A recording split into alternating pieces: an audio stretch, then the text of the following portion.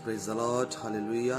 सबको मेरी तरफ से जय मसीह की। प्रभु का धन्यवाद करते हैं आज के सुंदर समय के लिए कि परमेश्वर ने हमारे जीवन में आज का एक और दिन हमें दिया है और इन हालातों से प्रभु ने हमें बचा के रखा है। इसलिए तहे दिल से हम प्रभु का शुक्रगुजार करते हैं कि प्रभु अपने बच्चों को संभाल के रखता है और अपने काम के लिए प्रभु इस्तेमाल करता है। सो जी जो आज परमेश्वर के कलाम से बात करेंगे यूहन्ना की अंजील 4 अध्याय उसका 23 और 24। यूहन्ना की अंजील 4 अध्याय उसका 23 और 24 आयत में परमेश्वर का कलाम हमें ये बताता है कि परमेश्वर ऐसे सच्चे भक्तों को पसंद करता है जो रूह और सच्चाई से पिता की क्या करते हैं, आराधना करते हैं। कैसे? रूह और सच्चाई से। सो हमें हमारी जो भक्ति है ऐसी होनी चाहिए कि हम रूह के साथ और सच्चाई के साथ प्रभु की आराधना कर सके। क्योंकि प्रभु यीशु मसीह ने अपने चेलों से कहा था कि जब तक आप शक्ति ना पाएं यरूशलेम से बाहर ना जाना।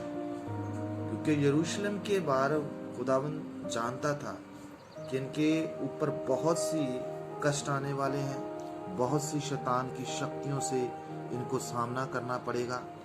इसलिए परमेश्वर का वचन हमें ये बताता है, चेलों को कहता था कि जब तक शक्ति ना पाएं यरूशलेम से बाहर ना जाएं। सो मेरे अजीजों, हमें पवित्र आत्मा के साथ चलना पड़ेगा। पवित्र आत्मा हमें परमेश्वर की तरफ से एक दिया हुआ दूसरा सहायक है जो हमें इस संसार में चलना सिखाता है। हम कैसे संगति में बढ़ सकते हैं, कैसे हम प्रभु में चल सकते हैं, वो सब बातें हमें सिखाता है। आज एक विश्वासी कलीसिया में तो होता है पर कलीसिया में उसके जीवन में आत्मिक तरक्की नहीं होती। जिस तरह से खुदा चाहता है वैसे वो चलता नहीं है। उसका कारण क्या है? क्योंकि उसके पास खुदा का रूह नहीं है, उसके पास वो सच्चाई नहीं है। हालेलुया। जबकि परमेश्वर उन भक्तों को पसंद करता है जो आत्मा और सच्चाई से आराधना करते हैं। उन भक्तों को खुदा चाहता है। तो अगर हम ऐसी भक्ति कर रहे हैं कि बिना आत्मा के चल रहे हैं तो हमारा चलना बहुत मुश्किल है। हम 5 दिन, 2 दिन, 3 दिन, 2 घंटे भी हम प्रभु में चल नहीं सकते जब तक प्रभु का आत्मा हमारे अंदर नहीं। सो आत्मा हमें सहायक दिया गया है जो हर समय हमारे साथ रहता है। अगर अदन के बाद बात करें, अदन के बाग की, वहां भी आदम अकेला रहता था। अकेला रहने के कारण उसका मन जो उधर नहीं लग रहा था। तो परमेश्वर ने क्या देखा कि आदम अकेला है, इसके लिए उसके लिए एक सहायक चाहिए। सो परमेश्वर ने औरत को बनाया, हवा को बनाया और उसकी पसली में से निकाल कर उसने उसकी एक सहायकन जो है वो बनाई, उसका मददगार बनाया जो हर समय उसके साथ रहती। सो खुदा का कलाम यूहन्ना की अंजील 14 अध्याय में हमें भी ये बताता है कि प्रभु का वचन कहता है कि मैं तेरे लिए एक सहायक दूंगा जो हर समय तुम्हारे साथ रहेगा। आज पवित्र आत्मा हमारे साथ है, वो हमारे अंदर रहता है, पर वो आत्मा जो है वो सच्चाई का भी आत्मा है।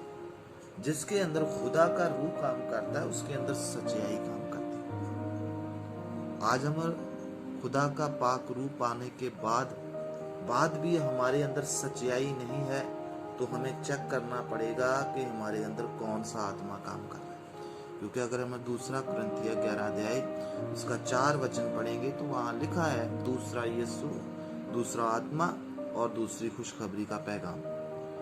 तो हमें इस दूसरे से सावधान रहना पड़ेगा।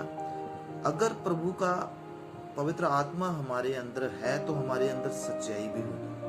हम सच बोलेंगे, सच सुनेंगे, सच कहेंगे, सच के अनुसार चलेंगे और सच सुनेंगे भी और सच बोलेंगे भी।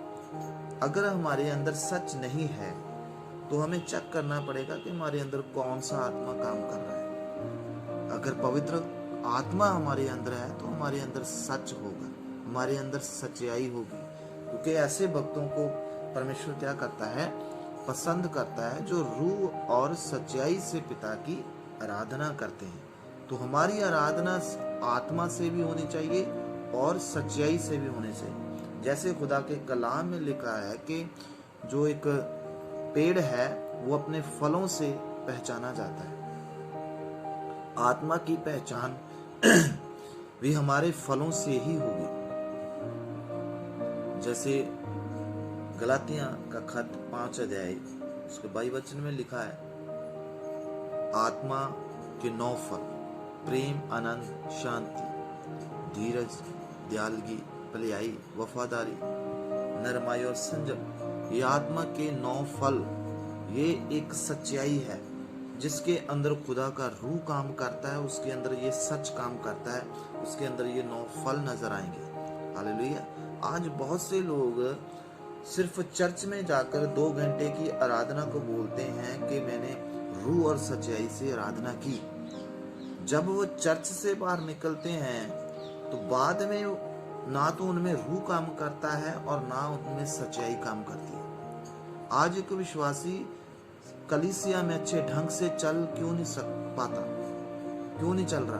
क्योंकि उसके अंदर खुदा का रूह नहीं काम करता, ना उसके अंदर सच्चाई है। आज छोटी छोटी बातों से हम सेवकों से नाराज हो जाते हैं, उन पे गुस्सा हो जाते हैं, चर्च से आना बंद कर देते हैं। तो ये सब बातें हमें चेक करनी चाहिए कि कौन सा रूह हमारे अंदर आ गया। अगर खुदा का रूह काम करता है तो हमारे अंदर सच्चाई काम करेगी। हम प्रेम से भरे होंगे, हम आनंद से भरे होंगे, हम सच्चाई से भरे होंगे। तो आज 2 घंटे की आराधना को विश्वासी बोलता है कि मैंने बड़े आत्मा से, रूह से, सच्चाई से आराधना की। पर जो इबादत के बाद अगर वो चर्च के बाहर जाता है तो वो ना तो उसमें रूह काम करता था, ना उसमें सच्चाई। तो ये ऐसे ही सिर्फ 2 घंटे की आराधना को परमेश्वर पसंद नहीं करता, हमारे पूरे जीवन को परमेश्वर ने पसंद करना है।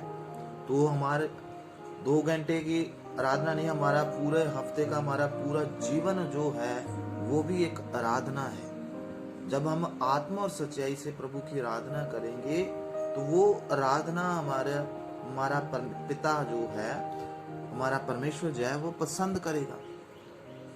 अगर हम सिर्फ चर्च में बैठ के ही रूह और सच्चाई से आराधना करते हो तो वो तो सब लोग करते ही हैं, लेकिन चर्च के बाहर भी एक हमारा जीवन है। संसार में कैसे हम जीते हैं, है ना? कैसा जीवन है, हम कैसे लोगों से बात करते हैं, कैसे हम लोगों में उठते बैठते हैं, कैसा काम करते हैं, कैसी हमारी सोच है, कैसी हमारी समझ है, किस तरीके से हम चलते हैं, वो सारी एक आराधना है। तो हमें ये देखना पड़ेगा कि क्या हम सिर्फ 2 घंटे ही रूह और सच्चाई से आराधना करते हैं, बाकी के 22 घंटे हम बस शैतान की इच्छा से चलते हैं। अगर हम यूहन्ना की अंजील उसका 14 यूहन्ना की अंजील उसका 8 अध्याय पढ़ेंगे तो वहां लिखा है कि हमारा जो बाप है वो शैतान है, क्योंकि हम शैतान की कामनाओं के अनुसार चलते हैं, वो हमें चलाता है, क्योंकि उसके अंदर सच्चाई नहीं है, वो झूठा है, झूठ से भरा हुआ है, हर समय झूठ बोलता है। और पवित्र आत्मा की और शैतान की आत्मा की पहचान हम सिर्फ इसी बात से कर सकते हैं कि उसके अंदर झूठ काम करता है। जो परमेश्वर से हमें सहायक दिया गया है, हमारा मददगार दिया गया है, वो सच्चाई का आत्मा है, उसके अंदर सच्चाई काम करेगी। पर जिसके अंदर शैतान का आत्मा होगा वो हर समय झूठ बोलेगा। आज शैतान बड़ी चालाकी से कलीसिया में हमें रखता तो है, हम कलीसिया में होते हैं, इबादत में होते हैं, पर वो अपनी इच्छा के अनुसार हमें चलाता है। तो हमें बहनों और भाइयों इस बात से अलर्ट होना है, चौकस रहना है कि क्या मैं संगति के बीच में होते हुए भी कहीं मैं शैतान की इच्छा को तो नहीं पूरा कर रहा? अगर अभी भी शैतान की इच्छा मेरे जीवन में काम करती हो तो चेक करो कि मेरे अंदर कौन सा आत्मा है। वो दूसरा आत्मा तो नहीं आ गया जो शैतान की तरफ से है। जो पवित्र आत्मा परमेश्वर की ओर से, पिता की ओर से हमें मिलता है, वो सच्चाई का आत्मा है। उसके अंदर सच होता है। वो हर समय सच बोलता है, सच सुनता है, सच कहता है। तो बानी में लिखा है, खुदा के कलाम में लिखा, सच्चाई को जानोगे तो सच्चाई तुम्हें आजाद करेगी। यीशु को जानोगे तो यीशु तुम्हें आजाद करेगा। पवित्र आत्मा को जानोगे तो पवित्र आत्मा तुम्हें हर बंधन से आजाद करेगा। आज बहुत से विश्वासी चर्च में आते हुए भी बंधन में पड़े हुए हैं। तो हमें ये देखना पड़ेगा कि क्या वाकई हमारी आराधना रूह और सच्चाई की आराधना है। मेरे बहनों और भाइयों, ये छोटा सा मैसेज मेरा आप सब लोगों को यही बताना चाहता हूँ, मैं अपनी कलीसिया को यही बताना चाहता हूँ कि रूह और सच्चाई से की हुई आराधना ही मेरे पिता को अच्छी लगती है। अगर हमारे अंदर रूह नहीं है, सच्चाई नहीं है, तो हमारी की हुई भक्ति, हमारी की हुई आराधना व्यर्थ है। उससे हमें कोई फायदा होने वाला नहीं है।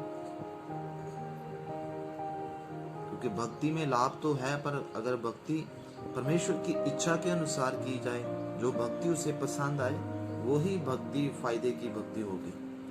अगर हमारी आराधना रूह और सच्चाई से नहीं है, आज बहुत से विश्वासी चर्च में बड़े रूह से भरते हैं, ताली बजाते हैं, आत्मा से भर जाते हैं, पर जब वो चर्च से बाहर निकलते हैं तो वो आत्मा मालूम नहीं कहाँ चला जाता है, कौन सा आत्मा उनमें आ जाता है। वो तो जैसे एक टेररिस्ट होता है ना, वैसे बन जाते बाहर जाकर। हालेलुया।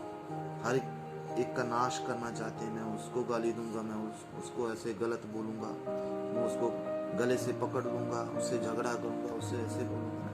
वो बाहर निकल के वो आत्मा कहाँ चला जाता है, आई डोंट नो। सो हमें देखना पड़ेगा कि वाकई हमारी आराधना रूह और सच्चाई की आराधना चल रही है कि नहीं। कहीं हमारे अंदर वो दूसरा आत्मा तो नहीं आ गया, शैतान का आत्मा तो नहीं। क्योंकि शैतान बड़ी चालाकी से हमारे मन में उसने डाल रखा है कि तू मसीही है, चर्च में जाता है, पर साथ साथ में हमें अपनी इच्छा के अनुसार चलाता है। तो खुदा का कलाम कहता है कि आपका बाप कौन है? शैतान है। तो चेक करिए हम किसकी आराधना कर रहे हैं। क्या वाकई हमारे अंदर खुदा का रूह है? अगर खुदा का रूह काम करता है तो हमारे अंदर सच्चाई काम करेगी, हमारे अंदर सच काम करेगी। सो छोटा सा मैसेज आप सबके लिए बड़ी आशीष से भरा हो, और उम्मीद करता हूँ आप सब लोग इस मैसेज को सुने और बहुत सी बरकत पाएं। सो खुदा आप सबके साथ हो, और इन दिनों में आप सब अपना ख्याल रखें और प्रार्थना में ज़्यादा समय बिताएं, खुदा के कलाम में ज़्यादा समय बिताएं और वचन पढ़ें, प्रार्थना में चलते रहें। खुदा आप सबके साथ हो। सबको मेरी तरफ से जय मसीह।